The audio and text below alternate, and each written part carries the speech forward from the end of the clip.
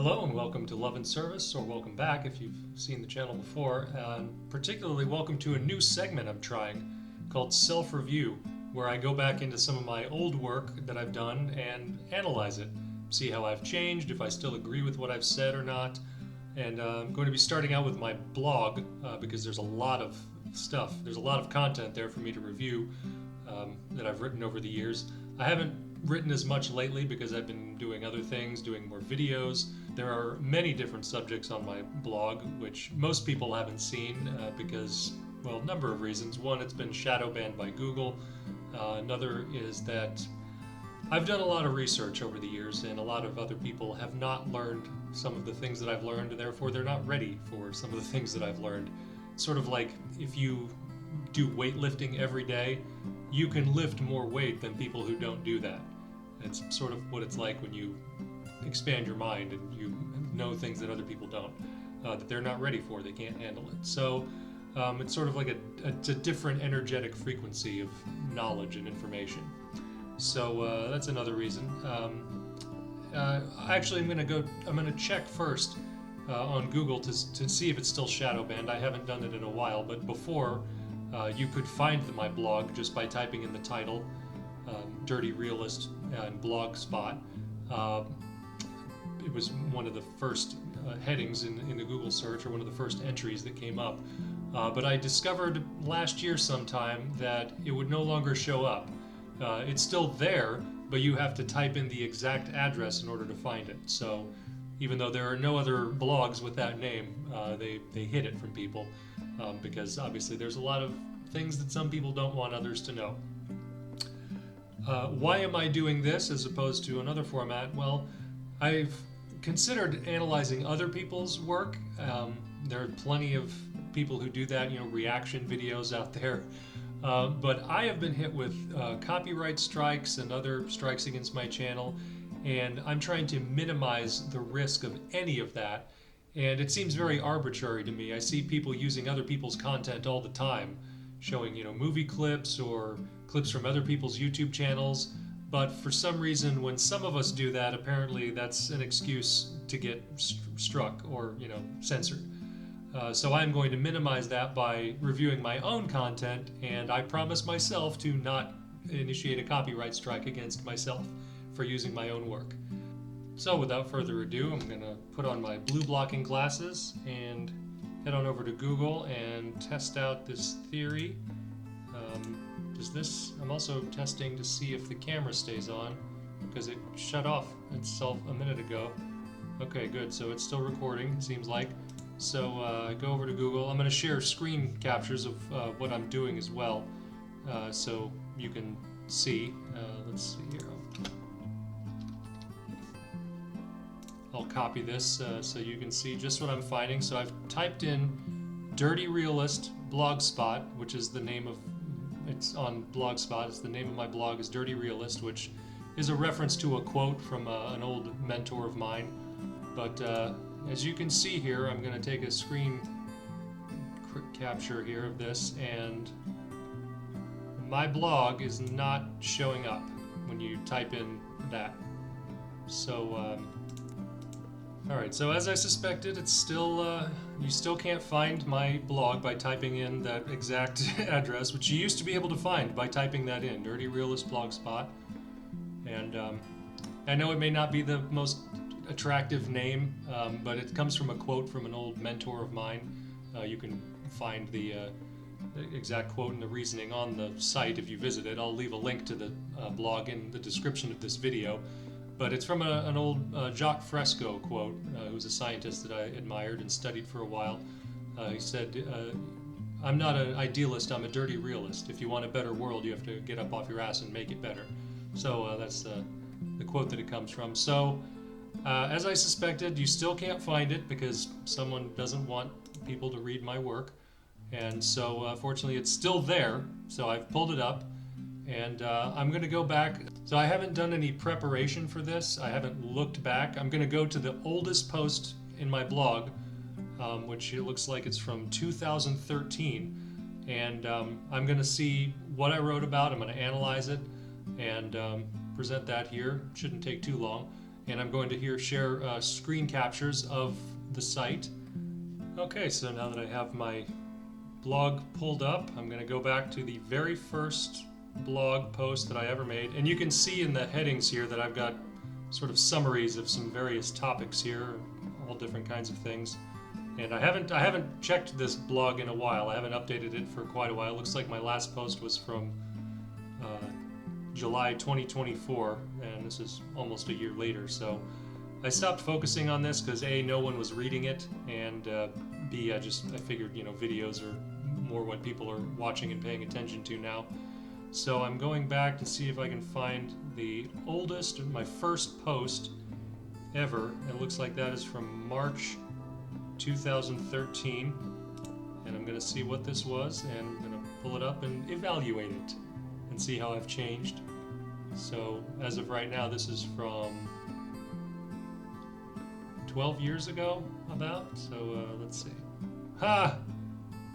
And the first the first thing I see that I posted was a video about Jacques Fresco, the inspiration for the quote, the reason behind my blog name, and it says video unavailable. So that just shows that I did not do any preparation for this, because apparently it was I posted this on his birthday. It was just sharing information about him, who inspired me, and I volunteered for his group, the Venus Project, years ago, which I don't do anymore. But okay, so since the first one didn't work, we're going to go up to the one above it, which is a very short one, it looks like,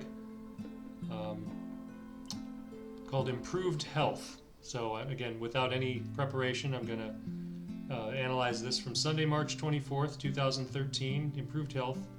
It says, food is basically a vessel through which we get nutrients that allow us to live and function. We rely on it to maintain the structure and chemical energy of our bodies. I love cooking and eating, but mostly for the traditional social role it plays in our lives. It can also be incredibly time-consuming, expensive, and wasteful. Science is constantly discovering new, more efficient and effective methods for achieving better results. Think about how crazy and futuristic vitamins would have seemed at one point. Now they're common. This then is simply another evolution of consumption. And it looks like it's a link to another blog post, How I Stopped Eating Food. I'm sure that's going to sound crazy to some people, but there are people who have evolved, some people call them breatharians. So this is to someone named RobReinhardt.com. And once again, this is not even available anymore. I guess a lot of these links that I will have posted a long time ago will no longer be valid. So this is going to be. I'll go through another. I'll find a good post that I made, something that actually shows something more than just a whole bunch of nothing burgers that apparently exist. So this blog entry no longer appears, as I'm sure a lot of others don't too. A lot of things that people share on the internet eventually aren't there anymore, so it's not like the internet saves everything that's ever been put on it. So that's another semi-fail for the second entry, but this entry, at least there's a little more to work with. So yeah, I mean, there are breatharians that people have heard of. The higher you evolve in frequency and density, eventually you don't necessarily need to consume food anymore. There are some people who just absorb light or energy. So I'm sure that sounds crazy to some people, but that's something I still agree with and know about. So here's another. Okay, so since that was such a short one, we'll do the next one. All of these are from March 2013. And this next one up is, interesting.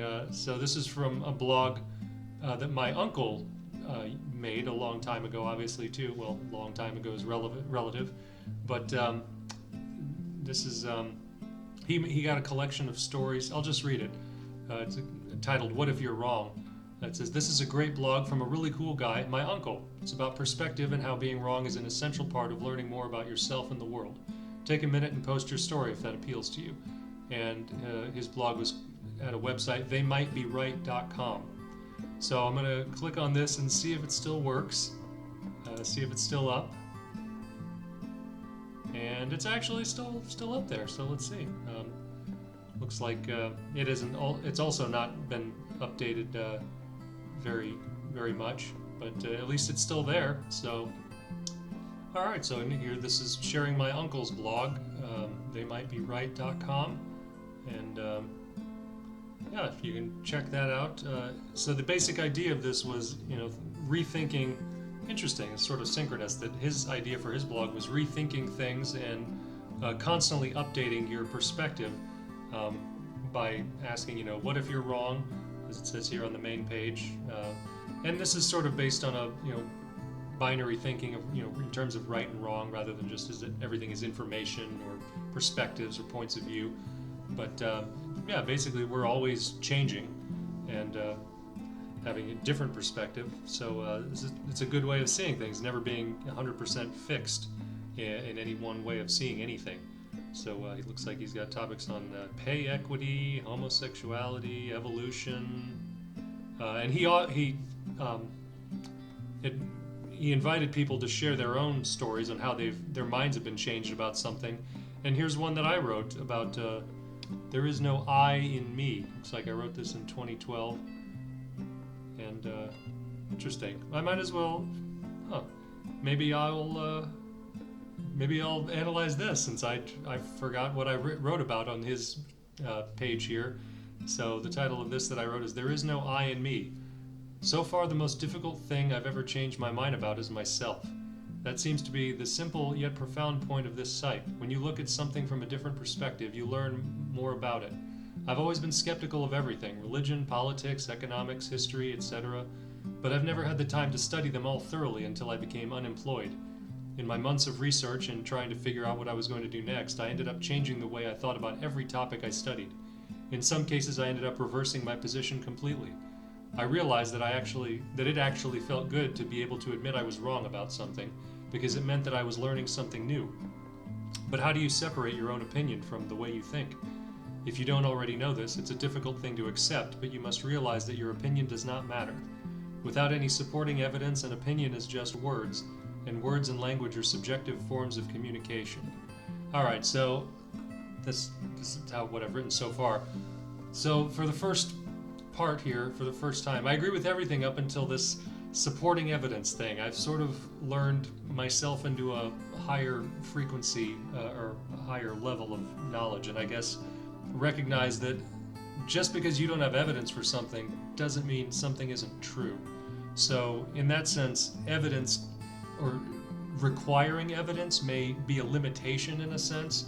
And I know that's contrary to what a lot of people think. Some people think that I won't believe anything unless there's evidence for it. But if you think about that further, you can show someone evidence for something, but that doesn't mean that they'll interpret it the same way that you do. Like look at all the evidence that's presented in a murder case. Just because there is a weapon doesn't mean that proves that someone used that weapon to hurt someone else. So you see, it gets a little fuzzy there. Just because there's evidence for something doesn't mean it's true, or that doesn't mean that you're going to interpret it correctly. And just because there's not evidence for something doesn't mean that's not true. So here's where I start to veer a little from what the old me thought and reasoned. I was very scientific. I came from a very scientific background, which is where I learned from Jacques Fresco, the guy that I mentioned earlier, who inspired the name of my blog. He was a hardcore scientist in that he required evidence for everything. But I have since learned from another guide, sort of I would say a higher teacher, that it's actually sort of the other way around from what some people think, where what you believe is what you perceive, basically. So if you refuse to believe something, then that means you cannot perceive it. So it's actually kind of backwards from what some people think, where it's really our beliefs and definitions that allow us to perceive things. And it's because the universe is holographic and it's not fixed. It's just dependent entirely on our own perspectives, in a sense, and definitions. So I'll keep going after this little addendum and my first disagreement with my old self about, without any supporting evidence, an opinion is just words, and words and language are subjective forms of communication. That's true, but words like crazy, God, fat, love all mean different things to different people, because we all have such varied backgrounds. Again, that's true because I've learned that there is no built-in meaning to anything. It's all just, again, different perspectives from different people, and it's all, whatever, however you define something is how you experience it. So to continue with what I wrote here, everything fell into place for me once I understood that there's no such thing as human nature, only human behavior. And by that I mean that there's nothing fixed about human behavior, if that's what you mean by human nature. That it implies that there's only one nature, or that people do the same thing, regardless of circumstances, and that everyone acts the same way. And obviously that's not true. If you didn't already know that and think it sounds crazy, please don't take my word for it, look it up. Basically, if you were raised by wolves, you'd act like a wolf. And, I guess that's to do with imprinting and environmental factors. But anyway, moving on. What this means is that we're all subject to different information and experiences, completely deflating the meaning of ideas like good and bad. We just are, and considering how incredibly vast and inhospitable the universe is to life, it should be obvious how insignificant our opinions are as well. It's a bit of a cynical or pessimistic view of things. Now I see, the universe is life, and it's full of life, so I see things a little bit differently now. I've learned quite a lot since 2012 when I wrote this. So to continue. So the universe does not care about us, and the world is full of lies, crime, corruption, war, famine, and all sorts of other terrible things that can destroy our fragile bodies and egos. That's certainly true. I still agree with that, but there's also plenty of good stuff too. Based on this information, I used to be very pessimistic, depressed, and self-indulgent.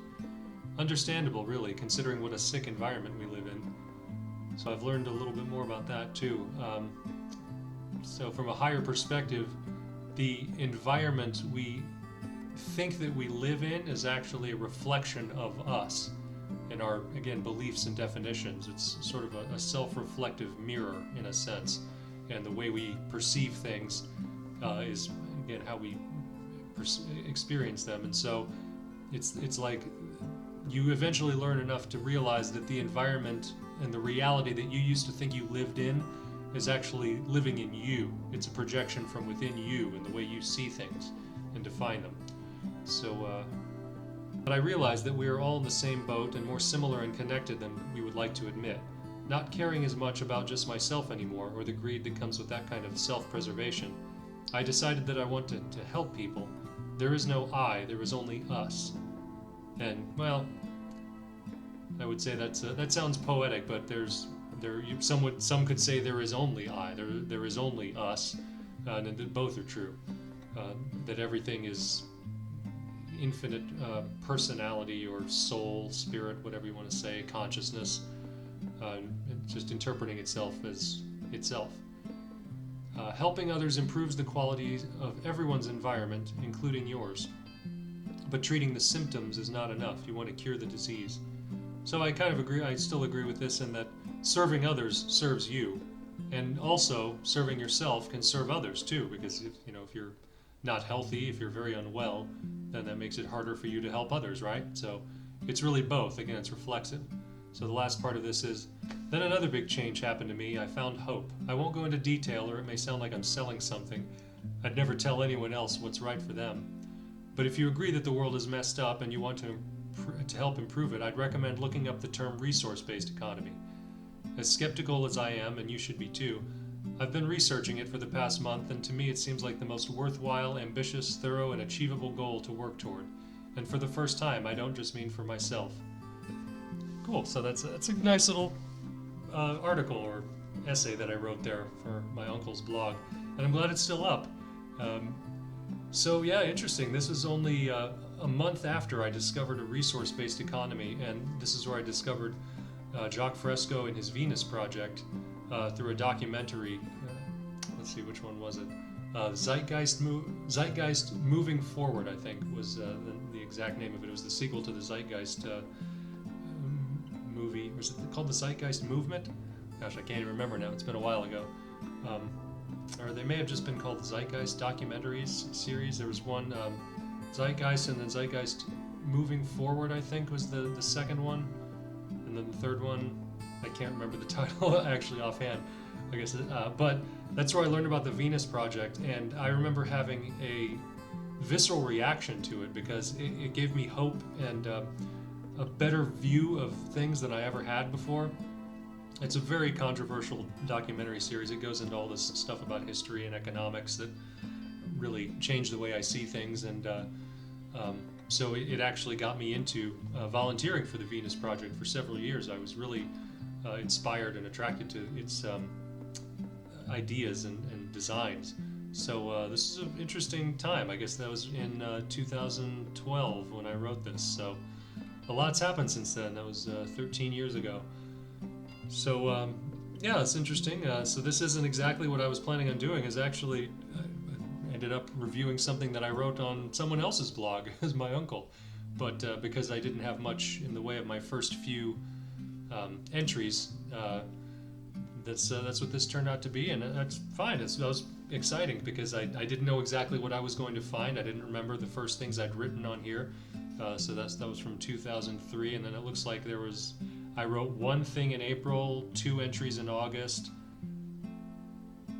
2 in September, 2 in October, 4 in November, 2 in December. So it looks like I won't just be analyzing one at a time. If they're this short, I'll be analyzing several things that I've written because this is good. It's nice to see how I've evolved since then over time. So it's another thing I've learned about how time being a relative experience, which I'm sure I've written about over these last 12 years or 11 years really. It looked like I stopped writing things in 2024 when I started focusing on more creating video content. But this was interesting to see. I'm glad that my uncle's blog and website are still up, and mine is still there.